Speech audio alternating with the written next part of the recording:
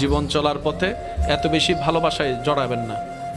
দুনিয়ার একটা নিয়ম কি জানেন? আপনি যাকে বেশি ভালোবাসবেন, লাই দিবেন, চাইবেন, আপন করবেন, কাছে পাওয়ার ইচ্ছা করবেন, সে তত বেশি আপনাকে অবমূল্যায়ন করবে, আপনার থেকে দূরে যাবে, আপনাকে কষ্ট দিবে।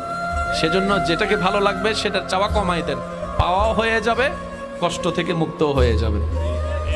একমাত্র অন্তরে একমাত্র নবীর ভালোবাসা, আল্লাহর ভয়, আল্লাহর সন্তুষ্টি চাওয়া অন্তরে রাখবেন, সবকিছু পাওয়া হয়ে যাবে।